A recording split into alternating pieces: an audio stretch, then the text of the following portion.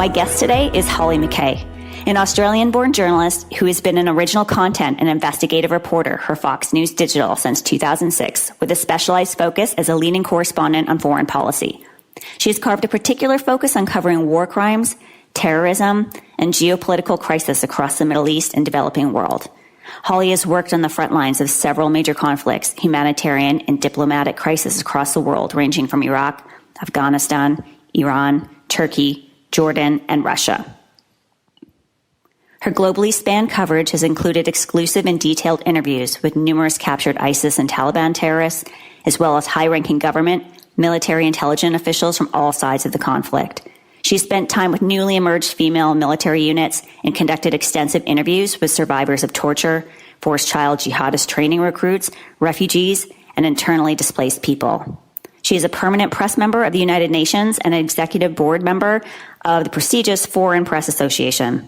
And prior to becoming a journalist, Hollie actually worked as a professional ballet dancer in Australia, which remains her greatest passion and one of her active pursuits, along with riding her Harley Davidson across the country. Let's talk. So welcome to the podcast, Hollie. Thank you for being here. Thank you for having me. And I've wanted to interview ever since I met you through mutual friends, I think in Los Angeles or New York last year, because I find your career fascinating. And the fact that you went from ballet to, international journalism and a war correspondent is fascinating. That's like an entire book into itself. I'm curious, where did that transition really start into journalism? Well, growing up, I tend to think of myself maybe more of a writer than a journalist, but growing up, writing was something I always loved, and sort of learning about the world and different cultures and things. And I do actually really credit my ballet for that. Ballet was something I started in Australia very young and sort of took quite seriously from a young age. But it's funny because I really, even now, as a war reporter, really credit ballet because it really exposed me to all different parts of the world and music and cultures, and we would learn about different dance, and I'd learn about history through different dancing and programs, and it really sort of fostered that fascination that I really had for the world. And I sort of got injured around about 18. I sort of tried to go back. I'd sort of lost, I guess, my fire for it at that point. So I went and finished my degree and sort of fell into journalism more than anything. I was studying in New York, finishing my degree from Sydney, and heard about these internships. I didn't know what an internship was. It wasn't something that we had in Australia.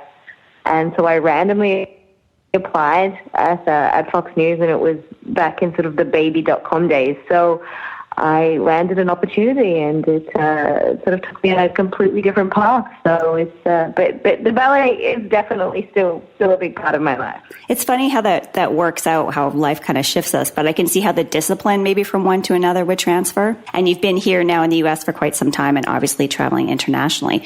Where do you consider home? Or is it more than one place, or is it more of a construct?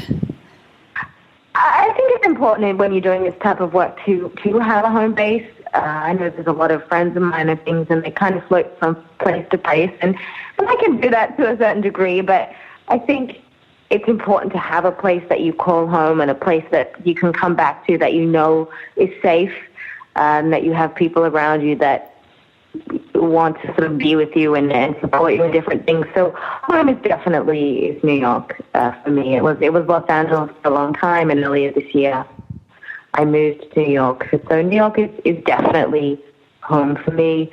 I think it's important to be able to kind of go out and be a bit of a gypsy, but at the same time have that core place that you can come back to. Absolutely, especially in your line of work, because I know it's massive transitions. And as, a fellow sister in the Commonwealth, because I'm originally from Canada, do you feel like growing up in Australia and being Australia has kind of informed your view of the world, or has that just been something that was in your past and you have moved on from that? I think there are definitely parts of the Australian sort of upbringing. I grew up in a very multiple small towns in North Queensland. My father was in the mining industry, and so a lot of the towns I grew up in were less than 1,000 people, and my grandfather had a big sugarcane farm just outside of Cairns. So I definitely had a very rural upbringing. I did go to boarding school in Sydney when I was about 15. So I kind of made that transition then. But I think sort of the laid back, Australians tend to be quite laid back, pretty hospitable people. So I think having sort of some of those very laid back kind of country Australian values, I think definitely have been great for highly stressful situations that sometimes I find myself in some of these countries. But yeah, I feel definitely, I always say Australia is my home, America is my heart. So I definitely think, for me, being in the U.S. is definitely a place that I've always felt very comfortable and at home being in. So it's kind of nice to have the mix of the Australian and the American. So I could definitely relate to that. But I can't even believe I have never been to Australia, but I feel like every time I travel around the world, I'm always running into other Aussies. So you guys travel a lot. Oh yeah, it's sort of it's so far away from the rest of the world. So at this point, I mean, and this number for you is probably always changing, but how many countries do you estimate you've traveled to so far? Oh, I was thinking about this the other day. I mean, I would have to say that at least 25 at this point. Nice. Yeah. It has to be at least 25 to 30. Well, and I also think, I mean, I guess it's not even about amount of countries, it's really where you're traveling. Because can you name like some of the countries, let's say, in the last year alone that you've been going to a lot for work? Absolutely. So Iraq is a place that I've been to many, many times. I'm actually going back to Baghdad next week. It's a place that I've been to many times. I sort of go in and out of there a lot, into different parts of the country, both further south and then in north into the Kurdish areas. So I have been to Iraq multiple times. I made a trip to Russia earlier this year and sort of covered some of the geopolitical stuff there and in Crimea as well. And I also, the last place I went to, which was really interesting, was Iran. Oh, yes. So that was an adventure, you know. It was and I'm never really nervous going to any country or any war zone. I kind of know what to expect these days, and I'm very much accepting of that. But Iran was something that was on my list from a very young age that I was just fascinated with, and it sort of felt so closed and removed, and I just decided that I was going to do it. And I was by myself with a backpack, arriving in Tehran airport with my Australian passport, trying to get a visa on arrival. And at that time, there was a lot of sort of crazy political rhetoric between Trump and the regime over there, and people were being arrested, and I thought, gosh, if I can just get through and have a good time in Iran and get out in one piece without ending up in heaven prison or anything, then I'm good. I'm good for the rest of my life. Well, it's so true. And I mean, the people that I know, which have actually mainly been journalists that have been back to Iran, have incredible things to say about the country and the people and the culture. And it's interesting to me because a lot of my friends that were born there that came over to the U.S. or to Canada have not returned but have longed to. So I think that's definitely on my list as well. As far as you traveling to other places in the region, I mean, you were fluent in Arabic, correct? I didn't know that I'm ever going to be fluent. I wish I was, but I can get by. I'm sure your Arabic is far better than my French, so I'll pretend that you're fluent. It's better than my shady skills. I mean, obviously that's a huge benefit as you're walking around and talking to a lot of people in certain regions. How have you found that experience? I mean, it might be different as a journalist, but as a female moving around in that space, because you really need to be able to talk to a lot of different kinds of people. Absolutely. I mean, it really depends what country you're in and as well. And I've also spent a lot of time in Afghanistan. But I think that being a female foreign reporter is actually a really big benefit. I know a lot of people sort of tend to look at it and think, oh, you know, it must be so hard being a female. And it's actually, strangely enough, when I'm in a lot of these countries, females, Western females or journalists such as myself, tend to be regarded kind of as this third gender. So you're not a man, but you're also not expected to sort of live the way their females live. and you're sort of this very arbitrary in between. So it's actually a real advantage because you can talk to 100% of the population, whereas men can only go and talk to men, and if they want to talk to females, it's very difficult. They have to have relatives and other people with them, or they just can't do it. Mm-hmm. Whereas I can go into the tent and sit on the floor and drink tea with the women, and then I can also go into the next room where the men are and sit with the men and, and talk to them as well. So it gives you this access to 100% of the population. And so I think it's actually really, I found it to be a great advantage. That's an incredible space to be able to move in, yeah, because you're both an observer and somebody that can participate in much more situations than even locals, I guess, at that point. Absolutely, yeah. And the women they're troves of information, and they know everything, and they may often be sort of on the periphery, on the outside looking in, but they're really the people that you can sort of have, go into the kitchen and have that chat with and get some great stuff. I mean, that's fascinating. And I guess kind of in that same topic, although obviously you've been to a lot of regions that most people I know have not, what would you consider like your most impactful trip that you've taken? And it doesn't even have to be for work. It could have been for a personal reason or anything else as far as traveling to a new place.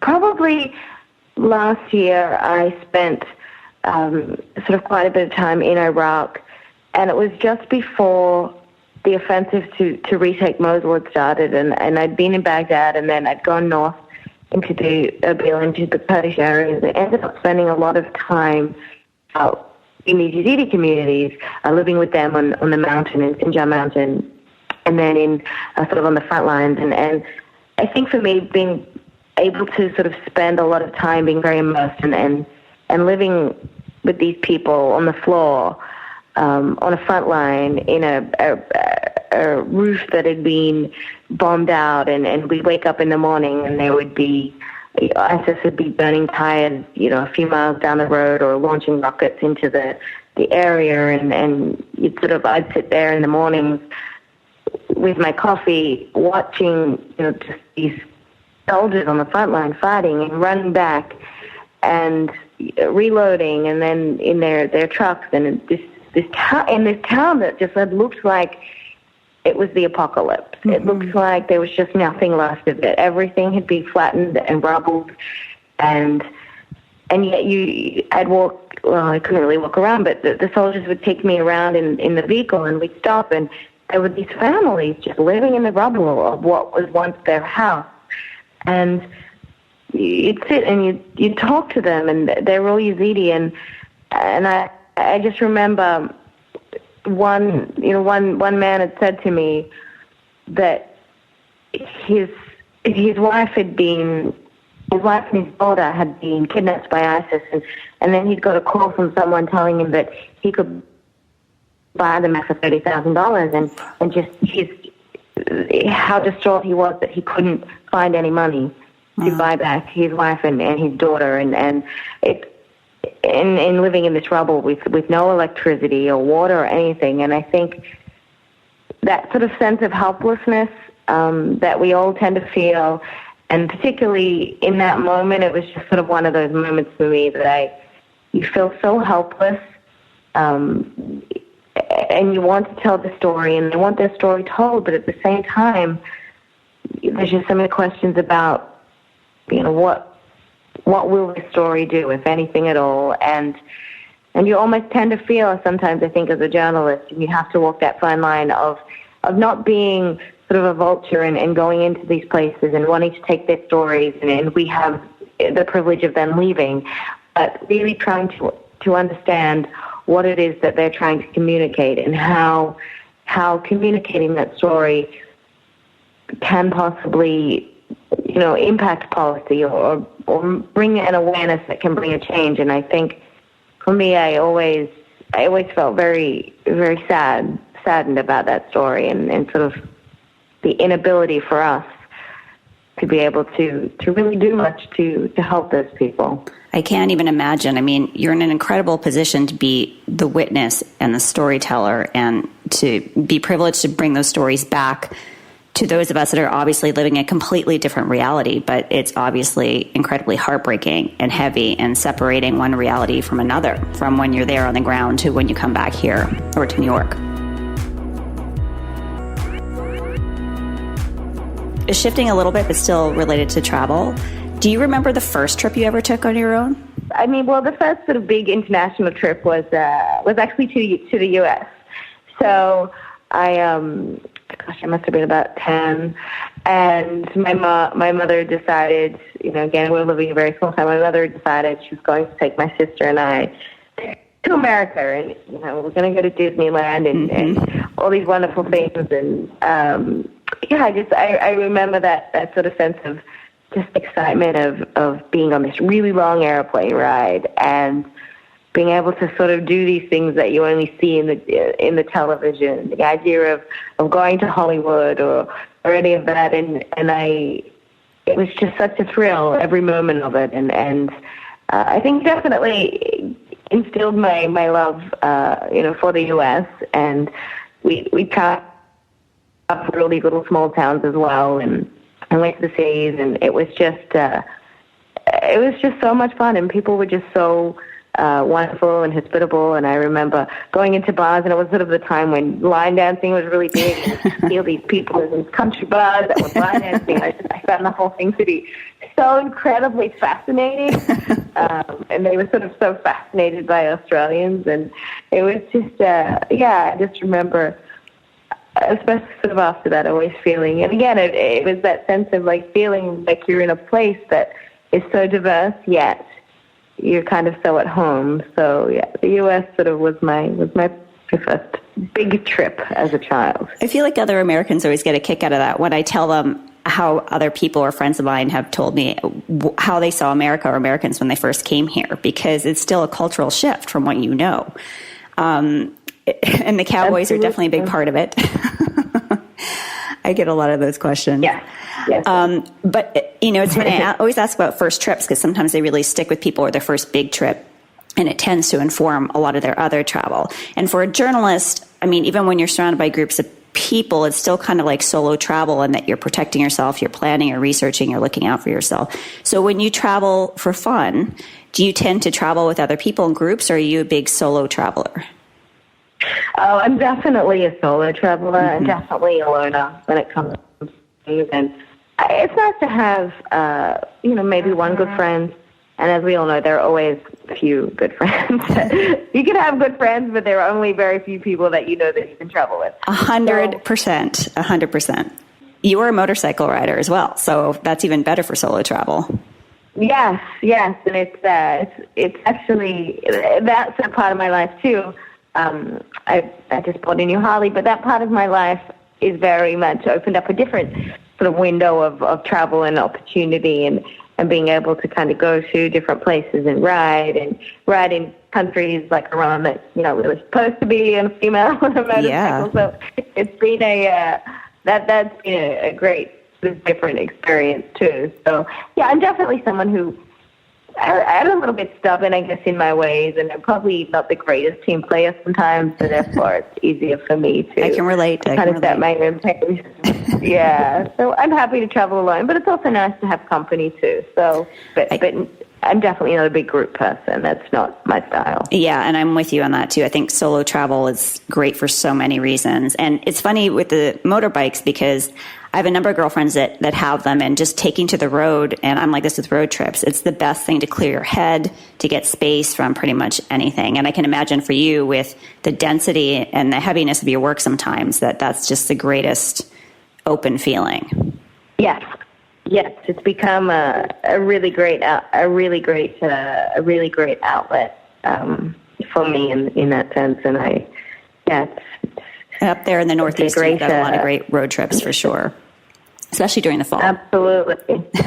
Yeah, I wish I'd done more when I was living in Southern California. That's sort of the golden place. I know. Probably maybe during winter. That might be your escape. My friend used to ship her bike out, actually, by, I don't know what she did, train or whatever, but she would do that, and she would ride California, and she would ship it back to New York. Oh, that's awesome. That's dedication right there. Yeah, it is. I should actually connect you. I'll do that after this phone call.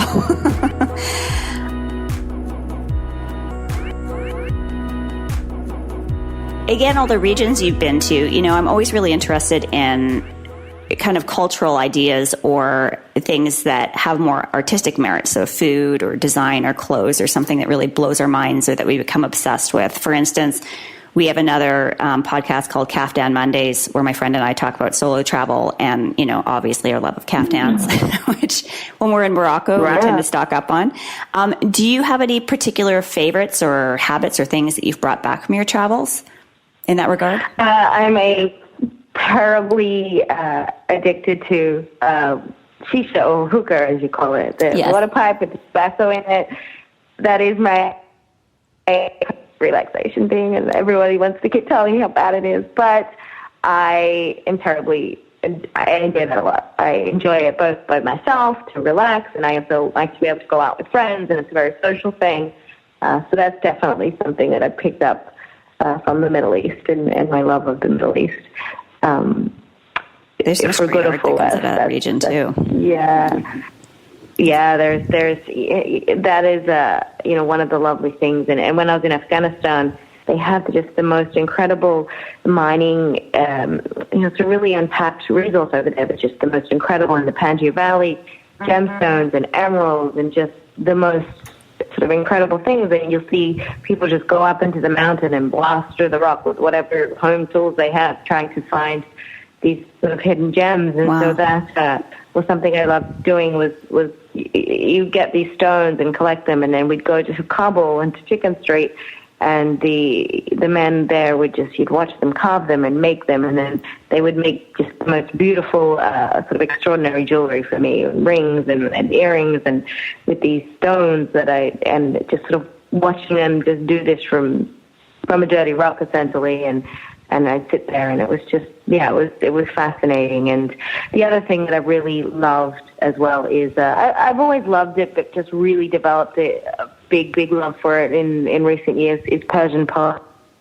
Rumi and Hafez are just, these 12th century poets that could have been, what they write could have been written today. And so for me, going to Shiraz in Iran and going to the tomb of Hafez and Rumi was something that was really spectacular for me, and they're definitely my two sort of favorite poets, and just sort of the wisdoms and things that I can gather from that is really special, and that's been definitely fostered by my travels to that part of the world. Oh, absolutely. I would say Rumi is a big impact for me also. It's always good to return to a lot of those words. Absolutely. So I guess, given all your travels that have put me to shame with going to these incredible regions, and I know it's a lot of difficult time in those places, but what a fascinating learning experience. Where is somewhere you would really like to go that you have not yet, that's been high on your list? Africa is a place that I haven't really sort of spent a lot of time in. I traveled a little bit through it into South Africa and things, but again, this is probably my general kind of talking, but a lot of my work has been focused in the Middle East and Afghanistan, which is sort of South Asia. But Africa for me is also, I'm very much drawn to the people that I meet from there and the cultures there, and really the conflicts that are going on there. Africa is just, some of the conflict and the corruption and the barbarity, and I know it's been happening for a really long time, but it doesn't get anywhere near the attention that it should. And I feel like we can never accept these things as normal, and it's really horrific. And I would like to be able to dedicate more time and resources to that part of the world, because I just think they're some of the most spectacular human beings, and I would like to see Africa get a little bit more press coverage and attention, and people really trying to do what they can to make a difference. Yeah, absolutely. Well, given your talent, I don't doubt that you'll be in Africa covering stories soon. I would like to see that. I love reading your work. Yeah. Yeah, no, I think all of us are just so impressed with you and the things that you're doing. And I really encourage, I'm always looking for more female-driven storytellers, even if they're journalists. I just think it's so important, even just from reporting on what they see from maybe a different perspective or being able to relate differently in a lot of places. I think that's really important moving forward. I think women in this field can definitely bring a very different and unique perspective to a lot of stories and situations. And without generalizing, I don't like to generalize. Men are in general will often want to do more of the front line of the military, and that's a very important part of what we do. But I think women and a lot of the people that I've really admired in this field, Marie Colvin and Janine Giovanni and Martha Gellhorn, were sort of able to bring that very human aspect to it. And to me, that is the most interesting part of these conflicts, is really the people that live it day in and day out and get through their lives and wake up and bathe their children and make their tea and try to get through every day, often in very difficult circumstances. And to me, I think sort of bringing out that humanity is what interests me the most. Oh, absolutely. And I know your time is valuable and you're a very busy lady. So I'm going to wrap this up with asking something, and this is a very general question, but I always look at travel or reading about other places, obviously, as the greatest education, because given the current climate, a lot of times people cut themselves off, make a lot of assumptions, when we're really so much closer as people than people realize. And it's, our culture is informed, especially here in America, by so many other cultures. So it is important to understand the root of that.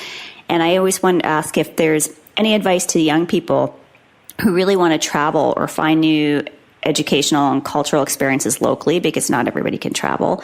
Do you have any suggestions or any favorite go-tos or websites? I'm a big, if you can't sort of get out there and do it yourself, I'm a very big reader. And that can be, find an author from a place that you love. Or I love audiobooks too, and when I'm sort of pottering around the house, I tend to always have an audiobook on.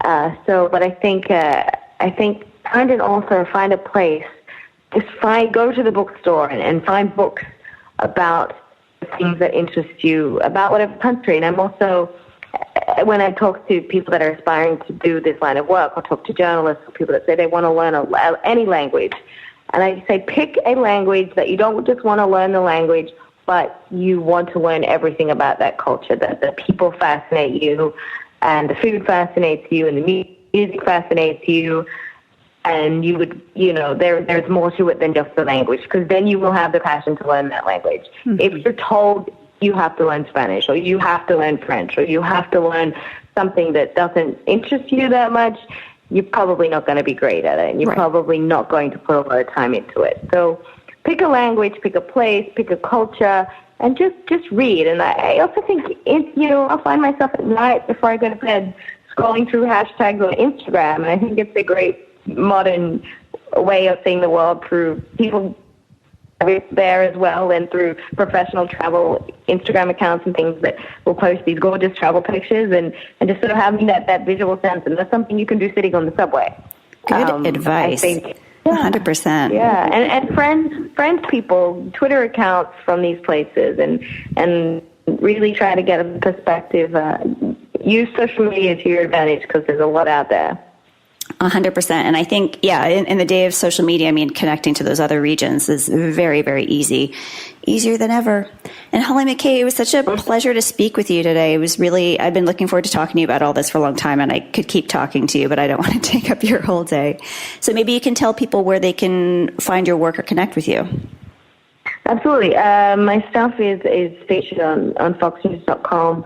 I think if you just put my name, HOLLIEMCKAY, into Google, it should come up at the top. Is sort of a link to my archive of all my stories. Otherwise, I am on Twitter and Instagram at Hollie, HOLLIE, SMCKAY is my handle for both of those. So, feel free to inbox me with any questions.